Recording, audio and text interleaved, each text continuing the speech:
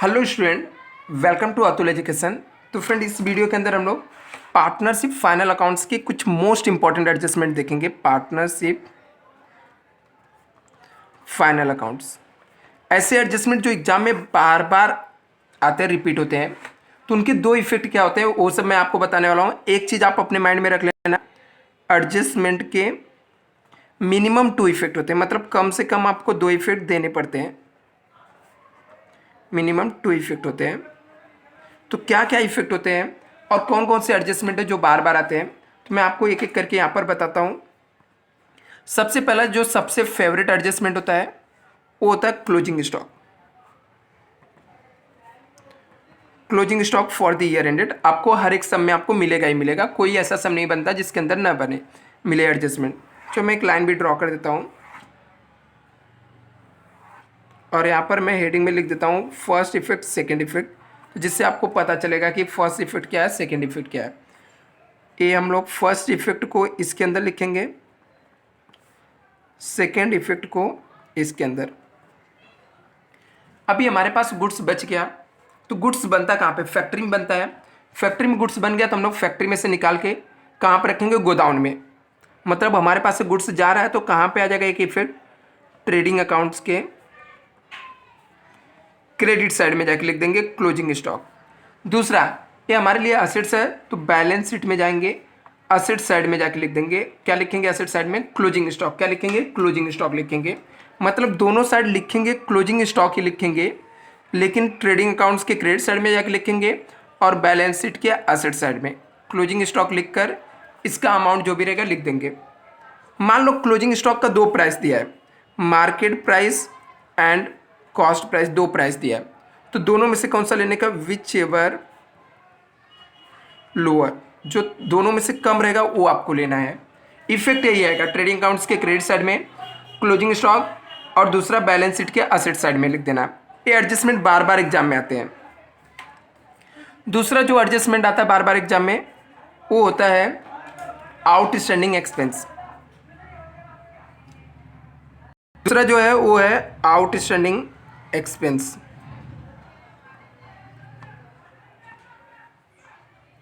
अभी outstanding expense means क्या होता है? ऐसा एक्सपेंस जो देना बाकी है। आउटस्टैंडिंग एक्सपेंस मीन्स क्या? ऐसा एक्सपेंस जो देना बाकी है। तो देना है बाकी है तो मतलब हम लोग को देना पड़ेगा, तो इसको हम लोग को ऐड करने का, ऐड इन एक्सपेंस। जो भी एक्सपेंस बाकी रहेगा उसमें जाके ऐड कर देने का। एग्जाम्पल के तौर पे मैं आपको बता देता हूँ।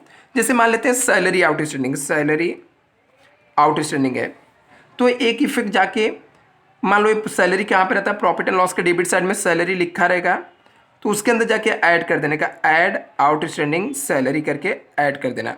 दूसरा, देना बाकी है तो हमारे लिए क्या रहेगा? कर्जा रहेगा। तो दूसरा इफेक्ट इसका बैलेंस शीट के लायबिलिटी साइड में जाके लिखेंगे और उधर पे भी हम लोग क्या लिखेंगे? वहाँ पे लिखेंगे आउटस्टैंडिंग सैलरी। समझा? तो ऐड इन, मान लो यहाँ पर वेजेस आउटस्टैंडिंग है तो वेजेस कहाँ पे जाता है? ट्रेडिंग अकाउंट्स के डेबिट साइड में, तो हम लोग वेजेस में जाकर ऐड कर देंगे। दूसरा इफेक्ट लायबिलिटीज में आएगा। रेंट आउटस्टैंडिंग रहेगा तो रेंट में ऐड कर देंगे और प्रॉफिट एंड लॉस के डेबिट साइड में, मतलब जो भी एक्सपेंस आउटस्टैंडिंग रहेगा उसमें ऐड करने का और दूसरा इफेक्ट बैलेंस शीट के लायबिलिटी साइड में लिखने का। थर्ड, ऐसे बार बार एग्जाम में आने वाला एडजस्टमेंट है वो है आपका प्रीपेड एक्सपेंस।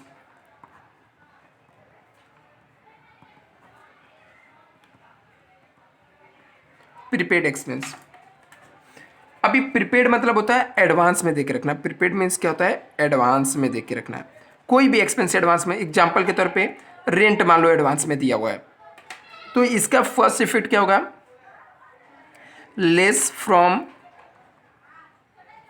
रेंट। रेंट मतलब एक्सपेंस में से लेस करने का, जो भी एक्सपेंस आपका एडवांस में रहेगा उसमें से लेस कर देने का।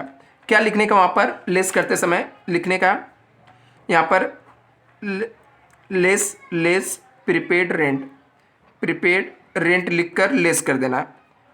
अभी रेंट प्रॉफिट एंड लॉस के डेबिट साइड में रहता है तो प्रॉफिट एंड लॉस के डेबिट साइड में। ऐसे कोई भी, मैं एक एग्जांपल ले रहा हूँ यहाँ पर, कैरेज हो सकता है। कैरेज मान लो प्रीपेड है तो कैरेज में से जाके लेस कर देने का, लेस प्रीपेड कैरेज। दूसरा, हम लोगों ने एडवांस दे के रखा है तो बैलेंस शीट के असेट साइड में आएगा। वहां पर भी जाके क्या लिखेंगे,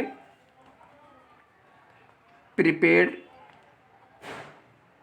रेंट, जो भी प्रीपेड एक्सपेंस रहेगा वो उस नाम से लिख देने का वहां पर। ये भी एडजस्टमेंट बार बार एग्जाम में आते हैं। नेक्स्ट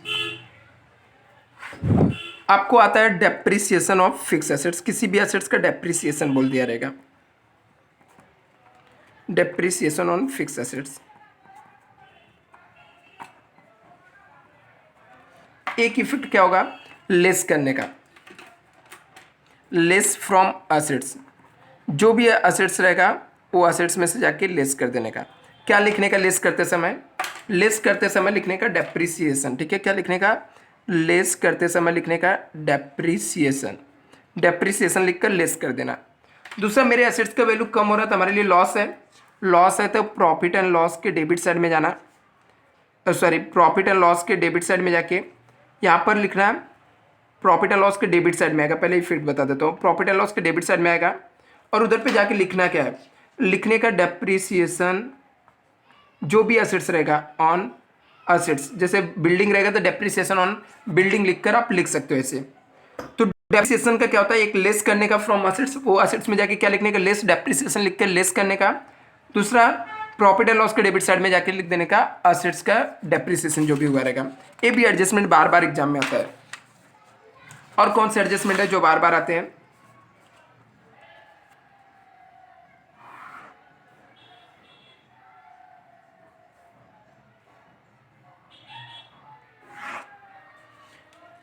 दूसरा जो एडजस्टमेंट है वो बार बार आता है, वो आता है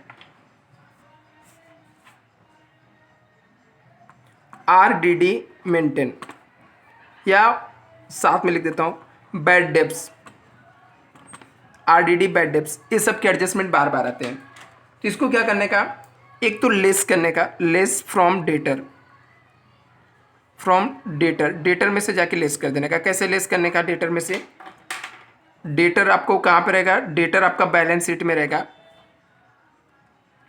उसमें से less new bad debts, less new RDD।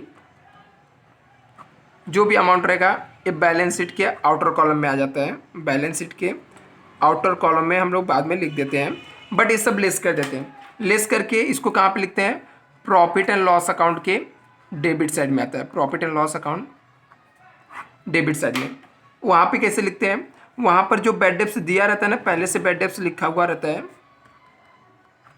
उसमें जाके ऐड कर देने का, add new bad debts,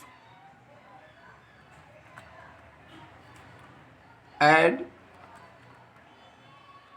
new RDD। और यदि आपको पहले से ओल्ड RDD दिया रहेगा तो लेस कर देने का, लेस ओल्ड RDD, ऐसे आउटर कॉलम में लिख देते हैं हम लोग निकाल कर। और कौन से स्टेटमेंट है जो बार बार आते हैं, आपको अनरिकॉर्डेड परचेस और सेल्स दे सकता है। अनरिकॉर्डेड परचेस, तो अनरिकॉर्डेड परचेस को एक क्या करने का, एक ऐड इन परचेस करने का, add in purchase, add in purchase. जो परचेस आपका दिया रहेगा, परचेस रहता है कहाँ पे है, आपको बता दूँ ट्रेडिंग अकाउंट्स के डेबिट साइड में रहता है। तो जाकर वहाँ पर ऐड करने का, अनरिकॉर्डेड परचेस के नाम से, अनरिकॉर्डेड परचेस के नाम से क्या कर देने का, ऐड कर देने का। ठीक है। दूसरा, जिसके पास से हम लोग परचेस करते हैं उसे हम लोग क्रेडिटर बोलते हैं। तो दूसरा इफेक्ट होता है ऐड इन क्रेडिटर, हम लोग क्रेडिटर के अंदर जाके ऐड कर देंगे। क्रेडिटर कहाँ पे होता है, बैलेंस शीट के लायबिलिटी साइड में। क्या नाम से ऐड करने का, अनरिकॉर्डेड परचेस के नाम से यहाँ पे भी ऐड कर देने का। जैसे अनरिकॉर्डेड परचेस ऐसे अनरिकॉर्डेड सेल्स आता है।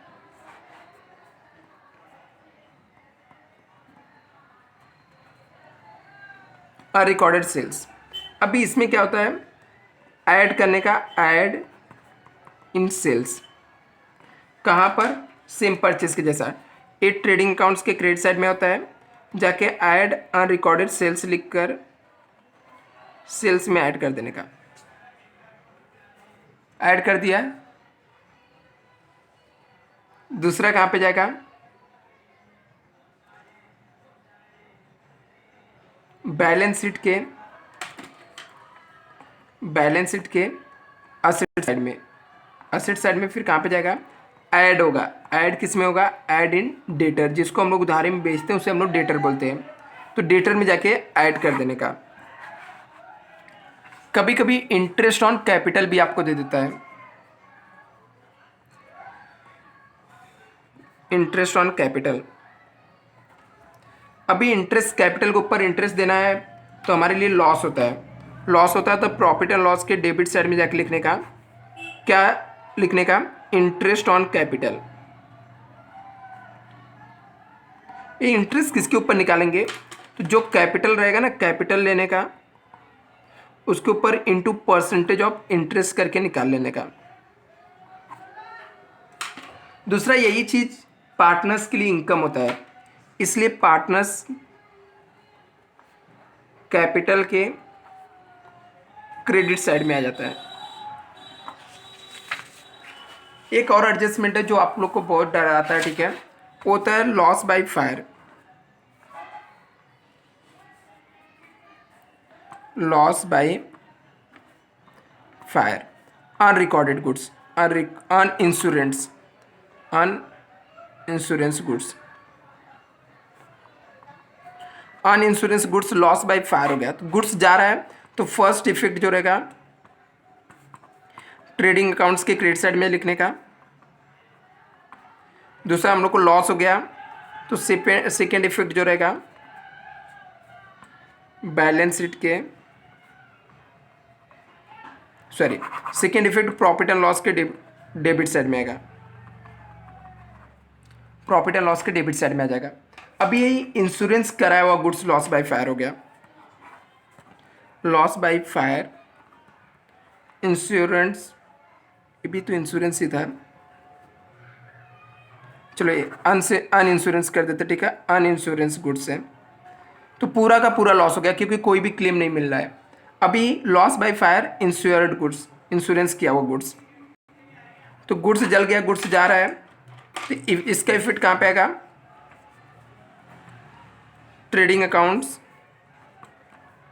Credit side. दूसरा बैलेंस शीट के, ये फर्स्ट इफेक्ट है, बैलेंस शीट के असेट साइड में, क्योंकि क्लेम मिलने वाला असेट साइड में, तो क्लेम मिलने वाला तो हमारे लिए असेट्स रहेगा। Third,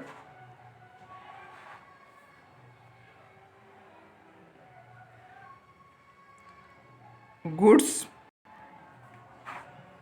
loss by fire 10,000 and insurance claim of rupees 8,000। ऐसे में इसका 3 इफेक्ट आएगा। First effect trading account credit side में पूरा का पूरा 10,000। दूसरा सेकेंड इफेक्ट इंश्योरेंस क्लेम मिल रहा है 8,000,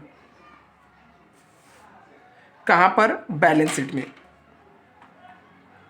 बैलेंस शीट के असेट साइड में। 2,000 का लॉस हो गया तो थर्ड इफेक्ट आएगा प्रॉफिट एंड लॉस के डेबिट साइड में, profit and loss account debit side लिख देंगे loss by fire. Thank you so much friend. Next video में हम लोग इसका हिडन एडजस्टमेंट देखेंगे।